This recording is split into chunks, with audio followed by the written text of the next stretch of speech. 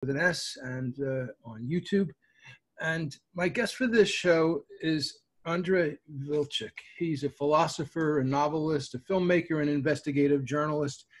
He's covered wars and conflicts in dozens of countries. Some of his latest books include China Belt and Road Initiative, Revolutionary Optimism, Western Nihilism, and Exposing Lies of the Empire. He presently resides in East Asia and Latin America and continues to work around the world. He can be reached through his website, his Twitter, and his Patreon. What's your website? Well, my website is at vltchek.com, andre.vltchek at vltchek.com. Okay. So welcome to the show. Glad to have you here. I don't think I know. I mean, I'm publishing with you, and we never met like this, face to face, even through the camera. Yeah, it's a pleasure. It's really a pleasure. And I don't think I've ever met anybody who travels as much as you do. Every time you sign in or write an article, you're somewhere else. It's amazing. And I think you wrote that you haven't been anywhere more than 5 weeks in as long as you can remember. Yes, and actually in Chile, when I was locked down for 5 months, that was actually the longest time I ever spent at one place. But actually, Chile hit me very hard. I came there in March, and I couldn't leave until I departed for the United States to cover George Floyd's murder and the consequent developments. Yes. So I invited you on because you wrote in one of your most recent articles about how fascist governments are taking advantage of COVID-19. And I think we all know that kind of stuff is going on. But I wanted to get some specifics from you. What does that look like? Well, let me give you the easiest example. And the example which makes me right now extremely angry, which is Chile. Chile is a country which lived under the Pinochet dictatorship. Then Pinochet stepped down. For decades, they had so-called consultation governments, center-left governments. And then Mr. Piñera, the right-wing president, was elected. And then he was re-elected again a few years ago. What happened in Chile is that when in 2019, last year, there was a huge uprising because people realized there that they were fooled, that Pinochet never actually, Pinochet era never ended, that the right-wing oligarchs, right-wing politicians stayed in power, and they were fed this idea that they have center left, that all this dictatorship and horrors ended, but in fact they never did. So they went to the streets and they began battling, fighting with the right-wing government. 30 people died. I was covering it. More than 300 people lost their eyes because police and armed forces were actually shooting protesters to the face. So 300 plus people basically lost their eyes. Horrible, horrible situation. And then came COVID. COVID began, COVID arrived to Chile approximately in the same time when I returned to Chile in March 2020. And President Piñera, of course, took immediately advantage of the situation. At that time, his popularity was in one digit. It was fluctuating between 7 and 8%. And he logically said, well, for me to survive, I have to lock the country down, stop all the rebellion against me, against extreme capitalism, against fascism. And that's what he did. He locked the country down for months and months and months. Nothing like in Spain or in Italy, or in China, where they just once they decided to do it, they did it quickly with as small impact as possible, and they unlocked the country at least to some extent after 6, 7, 8 weeks. In Chile, it continued and continued until now. And they had moments when they so-called unlocked Santiago for a few days, or a few weeks, but it was unlocking that you still could only go to the supermarket or to the pharmacy. So now, for months, what was going on is that people went totally crazy. They couldn't go out. They could only air their dogs for like 20 minutes, and only if it would be 2 blocks from where they were living. Domestic violence went up. The suicides, depressions, and this is going on until now. The 5th region, close to Santiago, enormous area for Chile, which has 1 million inhabitants, and which has cities like Valparaiso and Viña del Mar, are still locked down. But much worse is that the indigenous people, Mapuche, the original inhabitants of Chile, were being robbed of everything during that lockdown. So Mapuche leaders were killed, where the land was stolen. And we who were there, foreigners and also reporters from abroad, we couldn't cover anything because our cars couldn't go there. We were not allowed, even foreigners were not allowed to go to the south. Even diplomats couldn't go to the south. So basically, these people, the Mapuche indigenous tribes, were absolutely unprotected. And then the government also, the regime, if you wish, they began, they still kept in prisons, in detention, those who were arrested in 2019. So again, back to the old fascist dictatorship of General Pinochet, the so-called cordon sanitario, sanitary cordons or checkups were reinforced by the armed vehicles. Basically, you had tanks in the streets. And you can imagine for the old people who were tortured, raped, whose relatives disappeared during the Pinochet dictatorship, can you imagine what it did to them psychologically? Not only they couldn't leave the house, not only they couldn't even stretch their limbs in the parks, they had tanks basically sitting at the major intersections of Santiago de Chile and other cities, reminding them who is still in power. That's what Trump wanted to do. Yes, of course. I mean, these are regimes, these are governments which are very close to each other, be it Trump administration and Brazilian administration, or regime of Bolsonaro or Piñera in Chile, or you have a similar situation in places so far away as Indonesian, government of President Jokowi. So it is all actually happening right now, and you can identify these regimes by the way they are handling the pandemic. Now, it should not be mixed. Actually, it should not be confused with what the socialist countries are doing in China or in Vietnam. Vietnam, for example, fought very hard against the pandemic, and they closed down the borders in order to protect the people. But they locked the cities only for a very short time. So did China. I mean, the Wuhan and Hubei province actually defeated the first wave of pandemic without even knowing what they are dealing with within 6-7 weeks.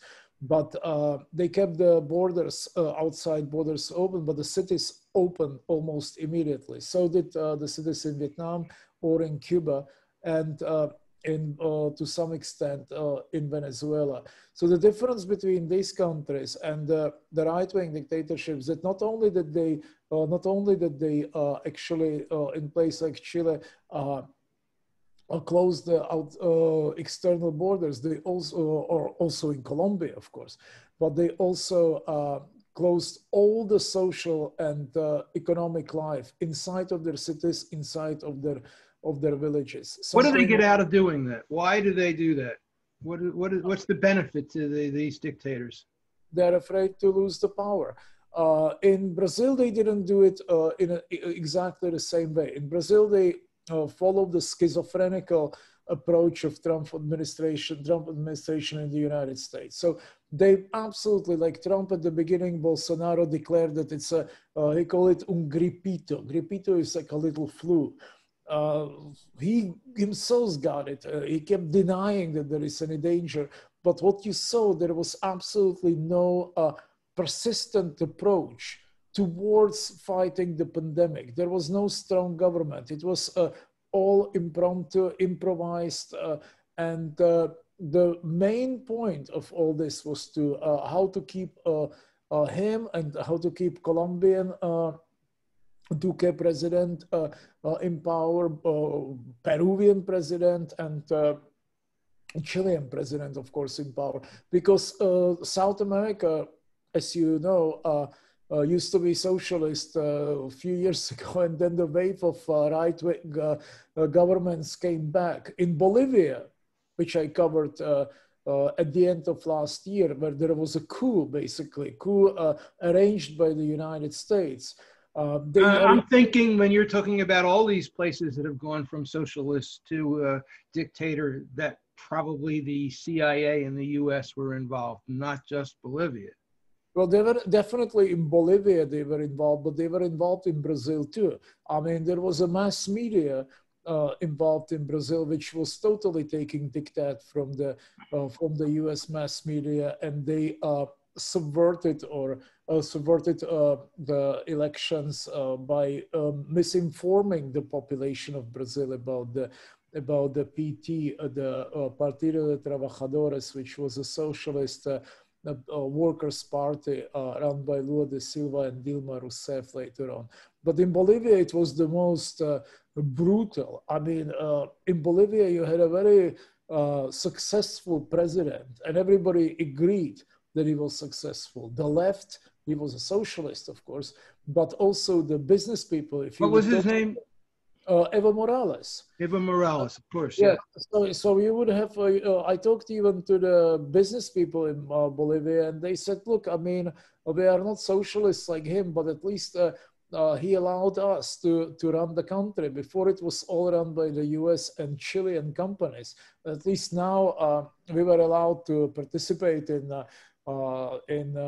development of the country. So nobody really hated him too much, except the right wing, which was taking direct orders from the West and from the United States. And what was so dangerous about Evo Morales, of course, was that he was giving power to the local, to the indigenous population, and it created multi-cultural, multi-ethnical nation. So after the coup, I went there, I talked to the elders of Bolivia high in the mountains, and we discussed the fact that if the elections will continue to be stolen from them, they will start fighting, which they probably will if elections will not take place. But there too, COVID-19 immediately kicked in, because the government just decided to close everything, close the border, close the economic activities, close the media outlets. They threw people to prison, and they just began acting as a right-wing. What do they get out of doing that? Why does that benefit them? It's very scary for them to imagine that an indigenous person, a person who is, standing with his people, would start running the country and run the country successfully. You see, if somebody doesn't run country successfully, at least they can hope that in the next elections they could, they could win. But if somebody is so popular as Evo Morales was in Bolivia, among everybody, from indigenous people, poor, but also among their own business men and women, then it really becomes dangerous for them, because they know that the pro-Western, pro-American forces would never be able to gain the power through the ballot. And Agnes, the woman who is, she's president of Bolivia, or self-declared, supported by the group of military.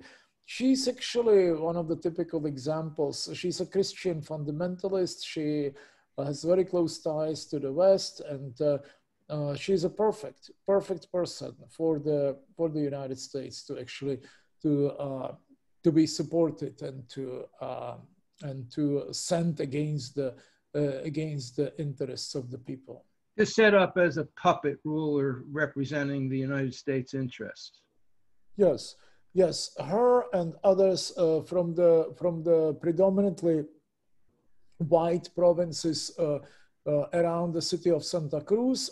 She's from Albany. Albany is our lowlands. That's where the narcotics are actually being produced, and money from narcotics are being washed. But also her cohorts, her friends, her mates are from Santa Cruz, which is the richest city in the lowlands behind the Andes. They have money from all sorts of raw materials, from cows, from agriculture, it's all again racial issues, because the mountains are controlled by the indigenous people. Mainly. So when I went to the mountains, I was told by the elders of the Aymara and Quechua tribe that the first thing they did to them, they bussed the white people from Santa Cruz and elsewhere, and they would come and they would tie hands of the indigenous leaders, and they would make them kneel in front of them, and they would beat them up.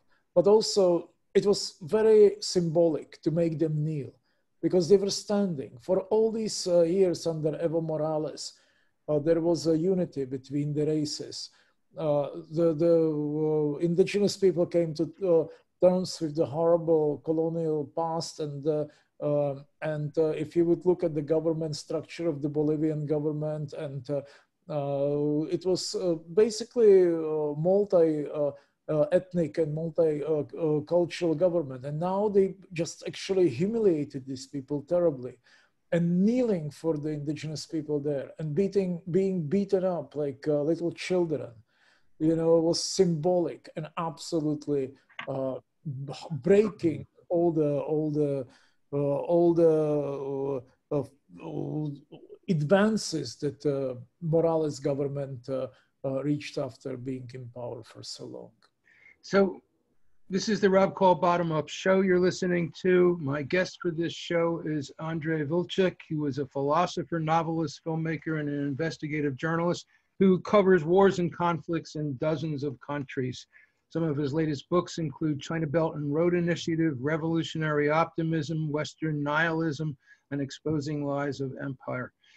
And we've been talking about how these dictatorial regimes are taking advantage of COVID-19. We've been focusing on Chile and Bolivia. So tell me, how did a good guy like Evo Morales get kicked out? What happened there? Well, he basically the accusation from some governments in the West was that the elections which he won in 2019 was actually not that elections were not absolutely clear. Then the United States, of course, wanted to get rid of people like him, also of Maduro in Venezuela. You mean the Trump regime wanted to get rid of him? Regime, yes, of course. And so you had people like Maduro in Venezuela. You have people like Morales in Bolivia, and you see the Morales was weaker point, because Morales didn't have full support of the army. He didn't really care about the army too much. He cared about his people. He cared about poor people. He cared about the entire country. In Venezuela, there was a deal which between Hugo Chavez and the military, and Maduro inherited support of the military. So it is a bit easier for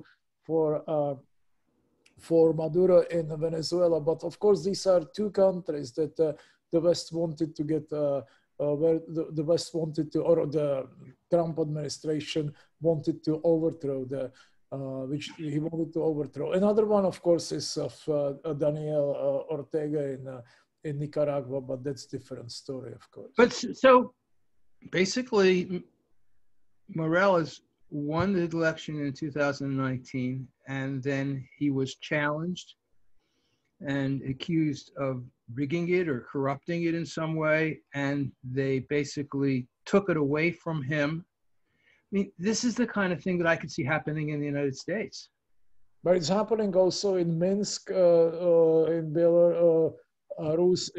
They attempted something similar in Serbia recently. Of course, this is happening everywhere where the West wants to overthrow the government. It's happening to some extent in Hong Kong. It's happening basically everywhere where you see these so-called color umbrella or whatever revolutions. And in the U.S., of course, I mean, it's you can see the epicenter of all this. Well, wait. The U.S. is the epicenter. The U.S. is underneath and behind all of these. Well, of course, the U.S. is creating all these situations. And if you start analyzing it closely, if you really go to details, and I wrote entire books like Exposing Lies of the Empire, it is actually, now it is becoming, it's intensifying, but this was actually happening already since 1965 when the US overthrew the government of the progressive government of Sukarno in Indonesia and put the General Suharto to power and massacred 3 million of people. And since then, you can see the same situations in Brazil, in Chile, 9/11, 1973, when government of Salvador Allende, socialist, was overthrown and Pinochet put to power. You see similar situations under Yeltsin in Russia, and you name it. Basically, almost every country in Latin America went through this, from Dominican Republic down to Argentina and Chile. So it is, of course, under Trump, this is, it is just becoming all very barefaced, and it's becoming very open. But this is nothing new. This is happening actually since the Second World War already, and 1965. And it's not just Trump. I mean, I'm sure it's happened under Obama as well. Oh yeah. Under Clinton as well. Oh yes. I mean, look what happened to Yugoslavia, under Clinton and his cohorts. It's all happening consistently. The Middle East, where I used to live before, I used to live in Beirut for 5 years. You just name the country and it happened there, from Iraq to Iran. In Iran, first coup in 1953, the Mossadegh, the great prime minister, socialist prime minister, was overthrown and country was bathed in blood under the Shah. And of course, Libya and the constant dictatorships in Egypt supported by the West, you name it, it's there. So the Middle East is the best example of that. What about the difference between Democrats and Republicans? I mean, are there any differences in how bad they are in terms of disrupting democracy in other nations? Look, if you would ask me this question before the Trump administration came to power, and I actually clashed with my colleague Noam Chomsky at the time, because he was asking people to vote for Hillary Clinton because he suspected that the West that Trump would be so absolutely horrific, and I didn't like it because at that time I believed that if I would be asked to vote, I would prefer to vote for my cat than for any of these people. And I wrote about it many times. But honestly, now I'm really horrified by this administration so much that although I don't see much difference historically between Democrats and Republicans, and actually I even once forgot to vote. I forgot there are elections in the US. I was in Kenya when covering the war DR Congo. And I forgot there were elections in the US, and I said I was the best informed because I didn't follow the elections. But now I would say no. It's really so dramatic, so tragic, what is, and so dangerous that I would, with really very unwillingly, I would probably vote against Trump. Because I'm really, you know, I work in China, I work all over Asia. I'm really afraid there is going to be a war. I'm really afraid that he's going to push it to the point when countries like China or Russia or Iran, they would have no choice anymore but to call the bluff. And you know, these are powerful countries. I know Iran. I work in Iran. I work with the press TV. I'm interviewed by them all the time. I went there several times. If they are pushed, people will be dying, and they don't want war. They don't really want war in Iran at all. But if they will be pushed, they will not do what many countries in Latin America or in the Middle East did before them. They would not just run away and accept unconditionally what is being dictated to them. And that scares me, that if there is going to be, again, the second term of Trump, that he's going to push, or not only him, look at Steve Bannon, look at Mike Pompeo, look at these criminals. These people are absolute maniacs. I mean, he's a gladiator, Bannon, you know, and these people are just absolutely thriving on this kind of this guy. I just wrote a big article about it. I will run it through you very soon. I mean, this man is really dangerous, and they don't know anything about China. They don't know anything about Russia. They are very primitive. They are just based on some kind of ancient crusader mentality and gladiator mentality. And I don't want these people to face China or Russia or Iran or Venezuela. Because they'll be totally incompetent in doing it. We've got to wrap. Yes. Thank you so much for being on the show. My guest has been Andrei Vltchek. He's a philosopher, a novelist, filmmaker, and investigative journalist. Thanks for being on the show. Rob, thank you so much. It was a real pleasure. Thank you. Okay. Talk to you soon.